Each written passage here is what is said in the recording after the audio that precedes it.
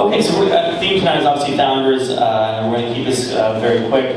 But wanted to start with just a general question to the two founders here tonight. What were the biggest challenges in getting your company started? I mean, sort of the founding story. How did you come up with the idea, and what were some of the challenges you faced in getting it off the ground? Start with Bob and we're done.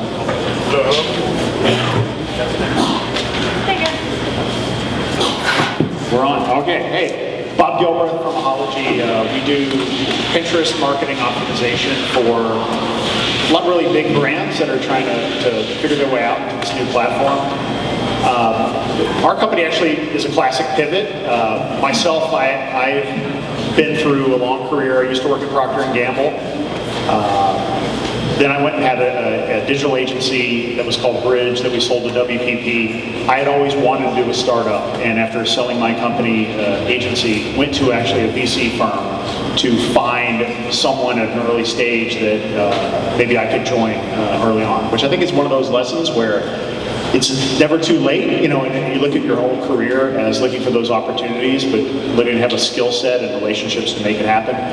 But when I was at my investment firm, found a different company that was a B2C fashion idea, and founder at the time, brilliant guy. We invested money in his idea, and throughout desperation to try to drive traffic to his new website, ended up trying Pinterest. And money was running out. Me, the investor, breathing over his shoulder, did a ton of quick experimentation and learning, and actually kind of cracked the code on something on Pinterest that led to a massive acceleration in traffic.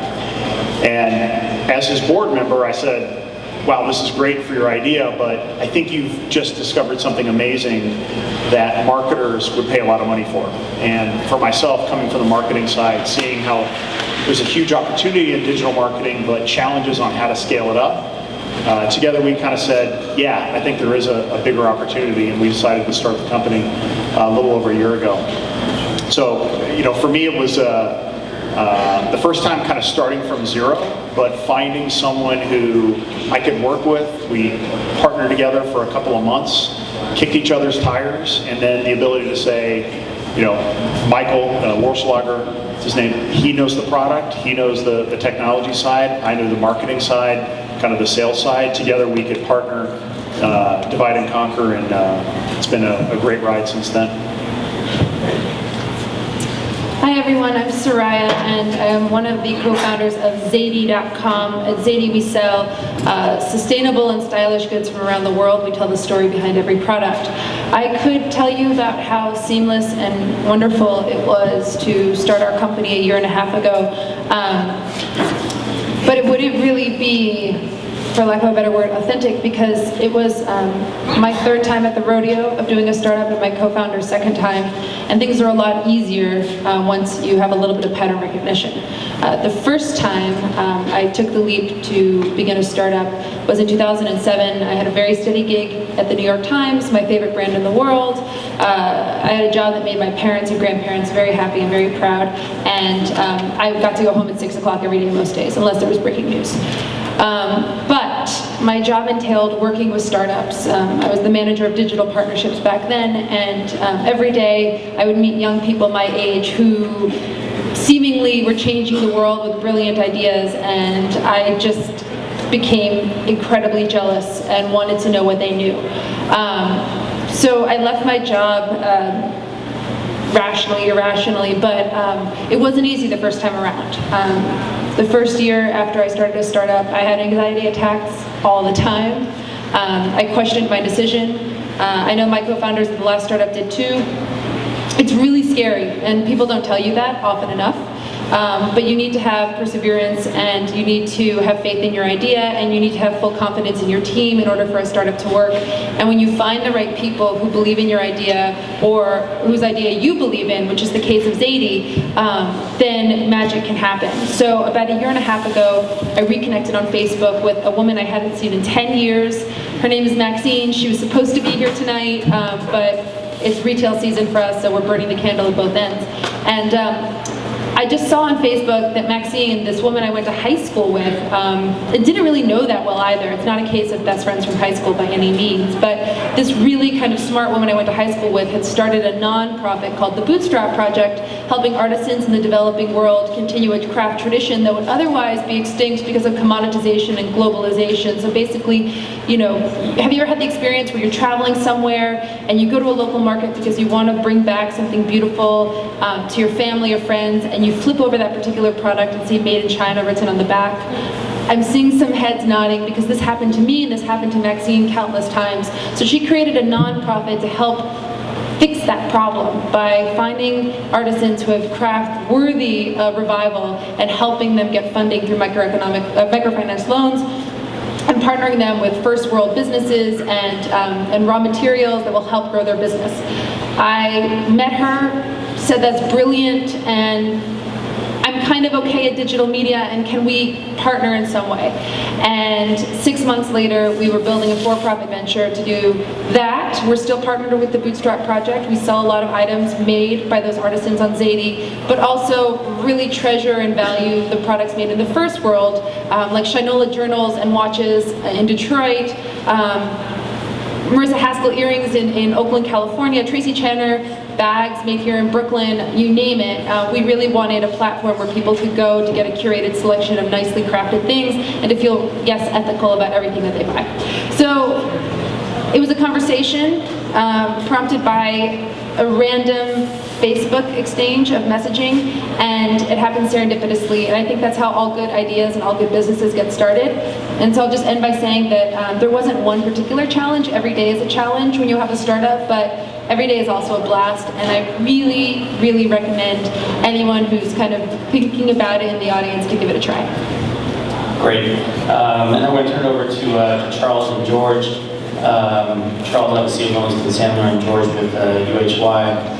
Can you tell us, for those of us in the audience who are thinking about being founders, starting a company, one or two of the most common mistakes you've seen early stage companies or founders make when they're kind of starting off, and things that you would advise them to do differently? Yeah, sure. Thanks, Cameron. So if I'm squinting, that is just staring at me, that light, and I'm just, I'm going to turn this way, and maybe that'll help a little bit. But, so the most common mistakes I see founders make are actually not to seek out advice regarding the structure of the company early enough. What I find, and this happens at least once a quarter, right? Founders will come to me and say, we got a great idea. It's awesome, we've been working on it, we've built it together. As a matter of fact, we have investors, we have, employee number 3 and 4, and we're ready to go. And I'm like, that's awesome, right? Are you a Delaware C Corp or an LLC or whatever? Can I see your Corp docs? We didn't incorporate yet. Like, okay. That's not great, right? Because now, you have investors and, maybe there's a valuation of the company. Like, okay, well, just tell me, like, so, who owns what? Have you allocated the stock? Crickets. Like, okay, guys, you at least talk about who owns what, right? No, the most common mistake, believe it or not, Cameron, is the failure for these founding teams to talk about, at the inception, who owns what will happen if someone leaves, right? And what are you putting into the effort? Everyone goes along with friends and colleagues, right? You met them somewhere. You either met him, you knew him from high school, you reconnected on Facebook, you met him through a board advisory role or something. You know what? And what I hear is, Charles, you don't get it. This is different than the other 800 startups represented because we're friends. I'm like, that's fucking bullshit, right? It's not different. What's happening is that you fail to talk about the hard stuff. And what you don't realize, because they don't want a contract, they don't want lawyers involved, they don't want this or that. Good contracts maintain good friendships. Make sure that at the inception, if you have something that you think is worthwhile, if you have a company that you want to create, that you're spending your time and effort into, doesn't it make sense to actually have a conversation about who owns what, what's going into what, and what happens if someone leaves? If you don't have that conversation, you will come to your lawyer later, and it'll be the following conversation. Be like, look, I had a founder, we thought we were friends, we can't get along, I can't work with him, he's fill in the blank, right? Or fill in 10 blanks. I can't work with him, and I'm like, okay, so is there a reverse vesting agreement? Is there a buy-sell agreement? And there's none. I'm like, well, Here, the reality is that you're going to have to work this out, or the company's going to die. And at least once a quarter, I will see a company just die in the vine because you didn't have that hard conversation at the outset. It's critical. It's the most common mistake that I see founders make. Yeah, or it's the, I'm doing all the work and he's in LA with his girlfriend there, you know, so, I mean, you get those kind of, you I'm get low with you, we, 1,000%. You will get decentivized very quickly if you are working 100% for only 50% of the profits. My name is George Crane. I'm with UHY. We are an accounting firm. But when I say accounting firm, we do three things. We do audited test work, which is accounting. We do tax planning and tax returns. And what I do is the valuation side, which falls under the category of advisory. Okay, so the most common mistake I see of early stage companies is they don't pay attention to business plans. I know that you're the innovators, you're creators, you have great ideas, and you're focused on creating the growth in your business and making it a viable idea. But there has to be some attention to details, especially when you get downstream in later stages, when you need investors. And they want to see, they want to be enthused by your idea. And they want to see results, they want to see milestones, they want to see a business plan that's written in English, not in technologies, and that excites them and helps them to make the decision to invest in your business.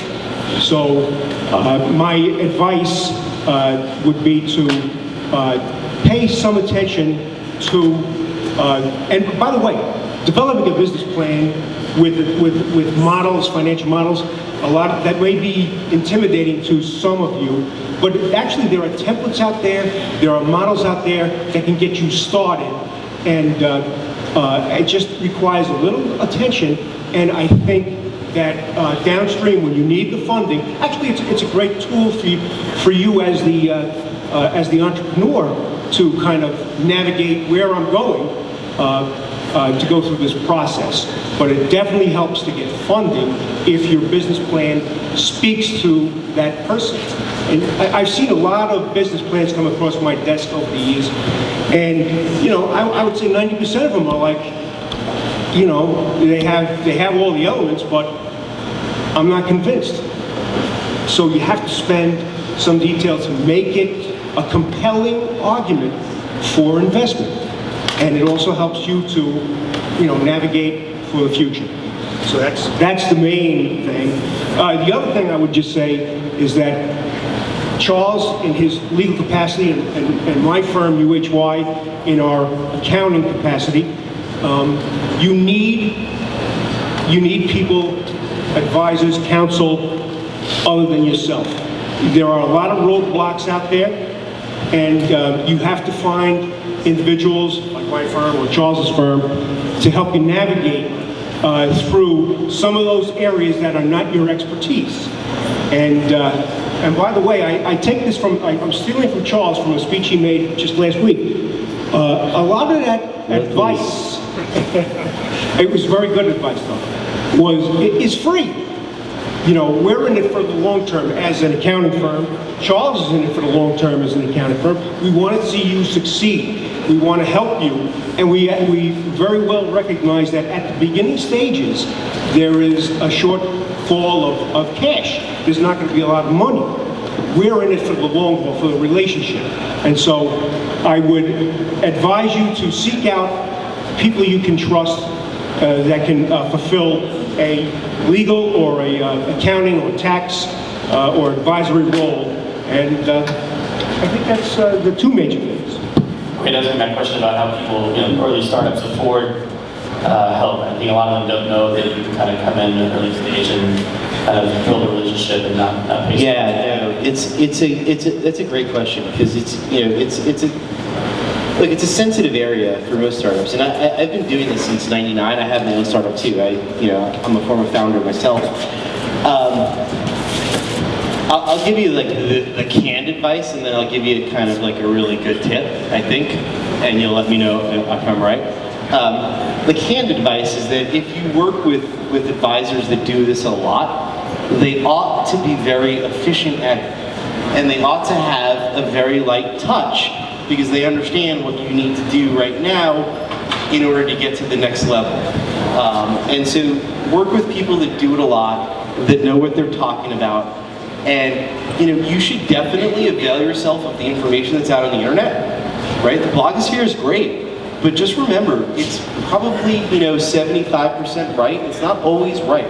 I have founders that call me all the time, talk to me or ask me about questions that they read, and I'm like, that's just wrong, right? And so you get a lot of advice out there. You got to find someone that you trust and that you can ask those questions to. Now, does it always cost a lot? So here's my tip.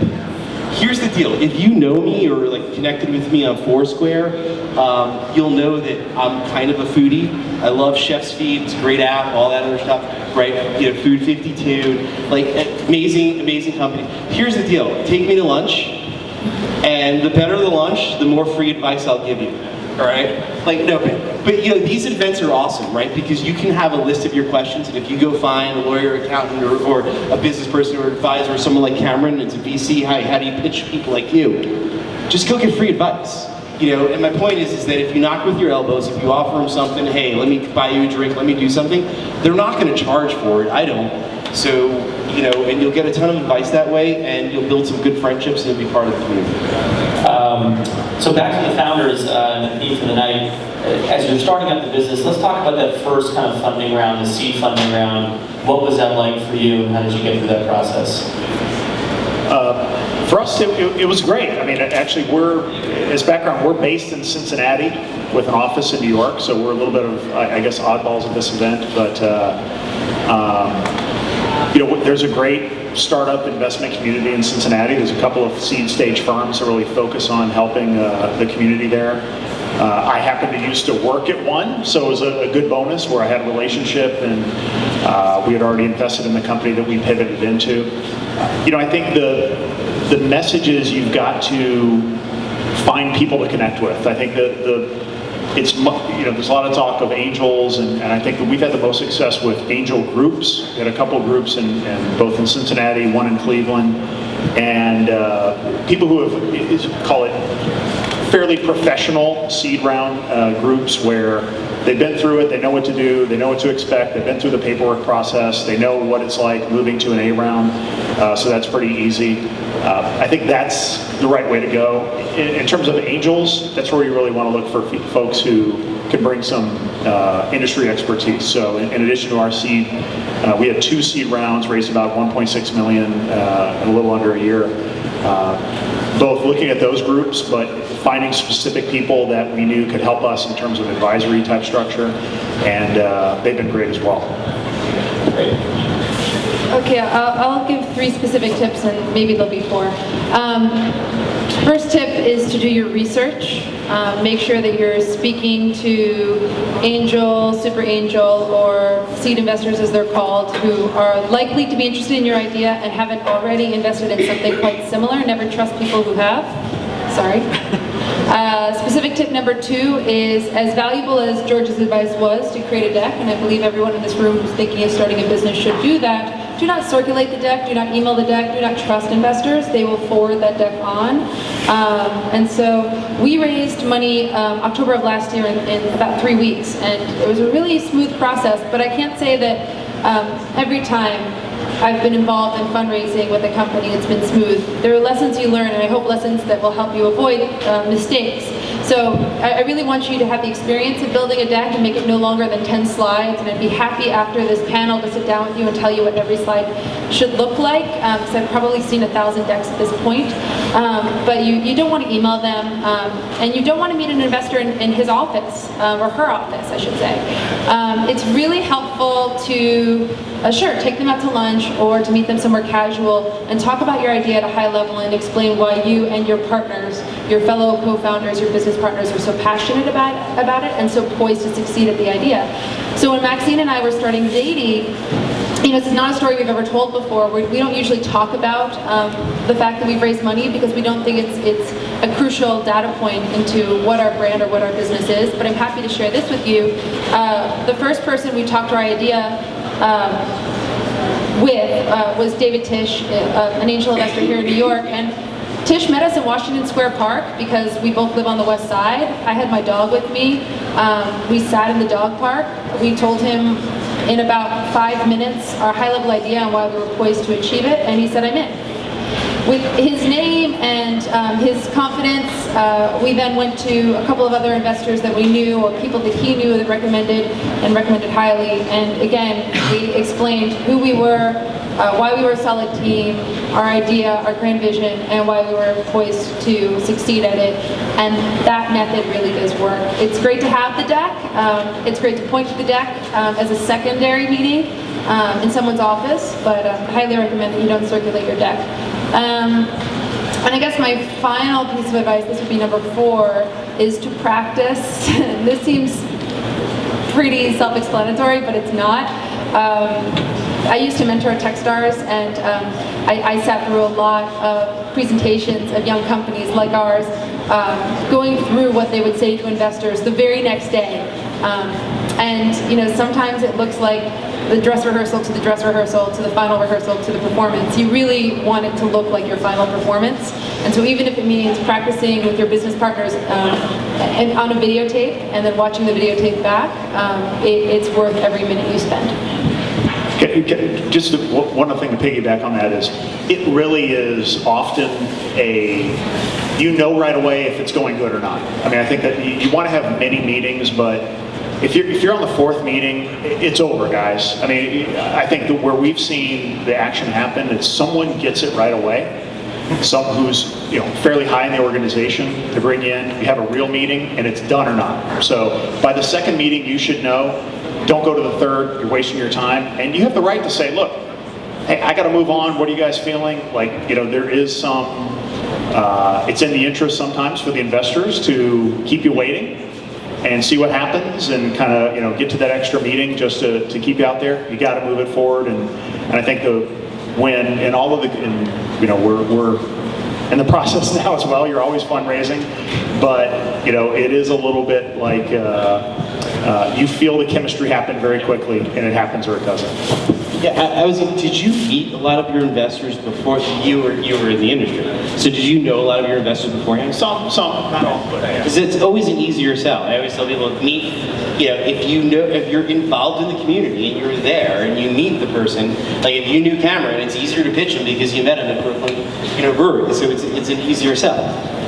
The point about chemistry is really strong. I mean, you sort of feel a meeting's going well, you feel a bond with the entrepreneur, or you're just not talking, it's just not, the conversation's not going well. So, back to the founders for a second, to just build on what you just said, you guys have each been in business now a little over a year, I guess, or thereabouts.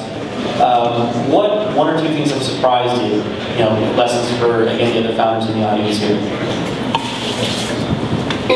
We're actually not a year old. We're 12 weeks old. Zadie launched around Labor Day of this year, and things have been going so well. Little things surprise us, but it's not rocket science. The importance of internal communication and just being crystal clear with, the goals that you're trying to accomplish with your team, and not trying to reach for the top of the mountain too quickly, because the process is Sisyphusian. There's always going to be another mountain to try to climb over, and so you need to really take things one day at a time and break things down into manageable chunks, or else your team will become overwhelmed very, very quickly. So for us at Zadie, that meant about 3 months ago, taking our list of 10 things that we wanted to accomplish in 2013 in our first 12 weeks of business, and then working backwards, and of those 10 things, picking the 3 things that we thought we really should only focus on. One of those things was holiday sales and launching our first pop-up shop. And so, this morning from 5 a.m. to 2 p.m. I was working at our pop-up shop at LaGuardia. And we're a small team, we staff it ourselves, but it's a top 3 priority for us as a company. And so Given that, it doesn't make sense for Maxine or me or our small team to be anywhere else. It's just become our remote office. At big companies, you can have lots of priorities, you can juggle a lot of balls at once, but at a startup, you really just have to hone in on the prize and like what's the one thing that will move the needle for us in this first quarter, and then what are the 2 things that will move the needle for us in the next quarter. And then things that have surprised us is how fast word spreads when you're tapping into something that people actually want. So never underestimate what it's like to harness the power of an online community. People are talking to us and writing to us and blogging about us in Brazil and in Japan because we've touched upon something we think that is of the moment.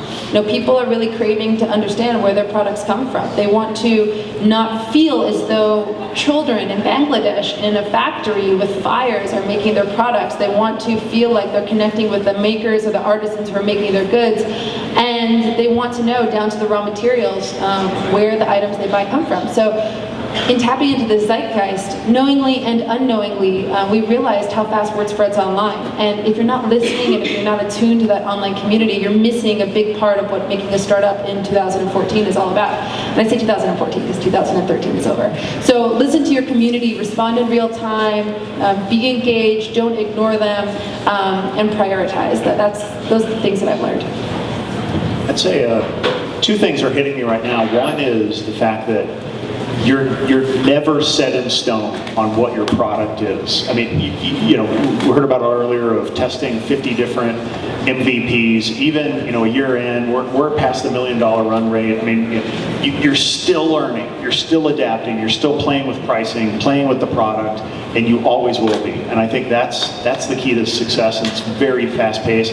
Don't fall victim of premature scaling, where you think you're this, and you hire 25 salespeople to do that, but then you realize that you're not doing the right thing, you miss an opportunity, or the customers don't want that yet. So just knowing that, and telling the people on your team, hey, we think this is the right way, we're probably going to change it. And that's my second thing. To me, it's a reminder. My previous company, we grew from 60 people up to 350, 10 million revenue to 40 million at an agency. And it's the realization that, once you're kind of far past the 2 people in the basement and get to 20 people, then it becomes all about people. I mean, the scaling up of businesses, the relationships you have, who can you bring in, how do you inspire people, create the structures, and the realization that you're always networking, you're always looking for other great A players to bring in. I had a situation last week where I brought in someone that wasn't an A player, and it's very painful. The person didn't last a week. It's bad, but it forces you to go, look, you've got to have great folks who can come in, take the ball, run with it, and if you don't, it's better to not hire at all than to get someone who's not going to be running on all cylinders. And it's sad, we're not a giant company, we don't have time for a lot of training, we need people who can run and gun on the fly. And for the right people, that's exciting, but that means that you've always got to be looking for folks and thinking of your job as less to be the doer, but more of the inspirer and the hirer as you go. Okay, great, thank you. I think, is that all that we have time for? Any questions, or do we have time? Okay. I can do the question. I think we have time for like 2 questions. Allison? We good? Okay, so I will be the man in white for obvious reasons. Any questions for our esteemed panelists? Yes.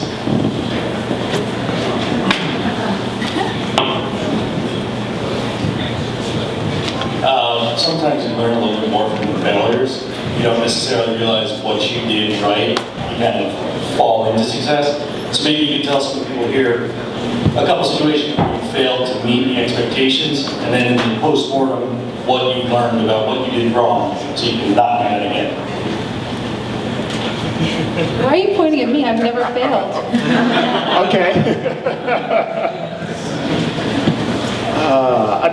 I think, I'll throw one out.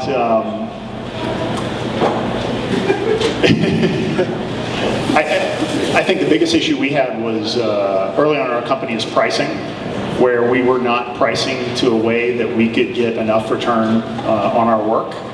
And we thought that, some companies go out there and will charge, nothing or for free to get a client. We had we had a certain rate that was very small, and we missed it because we were winning companies and brands that could afford us to pay a small amount, but really weren't the right brands for us to grow. And we had, over the summer, a little bit of a oh shit moment of how are we going to turn this thing into a real business. And we refocused and said, where do we match best with? We match best with the companies that are leading in marketing, who already have big budgets. Let's take our prices up about 2 to 3 times, and we actually started winning more business. So it was kind of crazy, and that's what it took for us to win. But that's one of those lessons we call it, we're at version 5.0 of how we do our selling, in the past 9 months. And that lesson learned, get out there, you try something, again, not focusing on it too much before you take a step back and change. If I could just say one thing.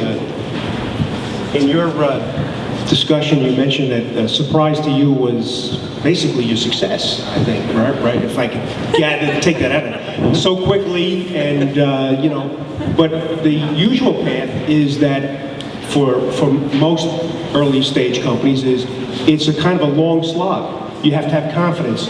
You have to be adaptable.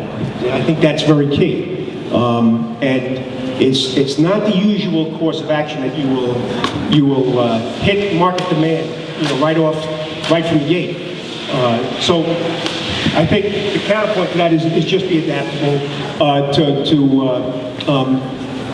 still have confidence in your idea and bounce and have resources that you can call upon to get you focused. But if your idea is compelling and strong, you will prosper in the end. Stay with it. Well, on the popping note, if anyone wants any more failure stories, I will be available at the barbecue. But until then, I think everyone, it's time to enjoy some beer, take the conversation off the stage. Thank you. I did, but I didn't cue. Thank you all.